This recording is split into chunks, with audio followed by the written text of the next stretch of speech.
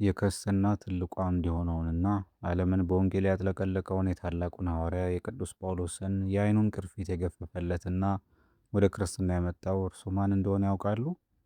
ሰኔ 27 ቅድስት ቤተ ክርስቲያናችን ከ72ቱ አርድእት አንዱ የሆነውን በታላቅ ታማኝነትና በድፍረት ወንጌልን የሰበከውን የቅዱስ ሐናንያን ዓመታዊ መታሰቢያ በታላቅ ክብር ታስባለች።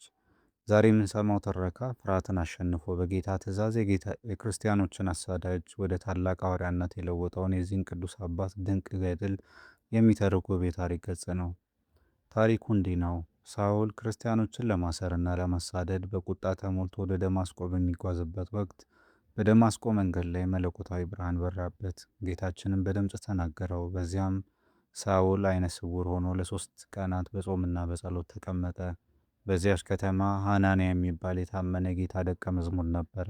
ጌታችን በራእይ ተገልጦ ሐናንያ ሆይ ተነስተ ቀጥታ ወደሚባለው መንገድ ሂድ፣ በይሁዳ ቤትም ሳውል የሚሉትን ሰው ፈልግ አለው። ሐናንያ ግን የሳውልን ክፋትና ክርስቲያኖችን እንዴት እንደሚያሳድር ጠንቅቆ ያውቅ ስለነበር መጀመሪያ ደነገጠ። ነገር ግን ጌታችን እርሱ በአሕዛብና በነገሥታት ፊት ስሜን ይሸከም ዘንድ ለእኔ የተመረጠ ዕቃ ነውና ሂድ አለው።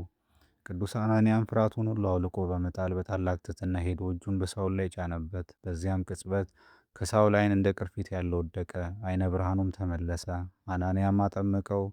የአሳዳጅ የነበረው ሳውልም የታላቁ ሐዋርያ ቅዱስ ጳውሎስ ሆነ።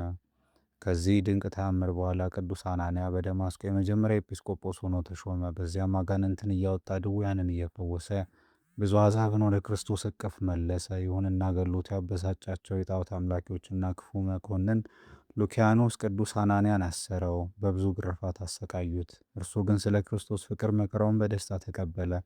በመጨረሻም ከከተማ ውጭ አውጥተው በድንጋይ ወግረው ሰኔ 27 ቀን የሰማዕትነትን የክብር አክሊል ተቀዳጀ። ቅዱስ ሐናንያ የራሱን ሕይወት አሳልፎ በመስጠት ለዓለም ትልቅ ብርሃን የሆነውን ቅዱስ ጳውሎስን ያጠመቀ እውነተኛ የጽናትና የታማኝነት አባት ነው። የዚህ ታላቅ ሐዋርያና ሰማዕት ረድኤት በረከትና የጸሎት ኃይል ከሁላችን ጋር ይሁን።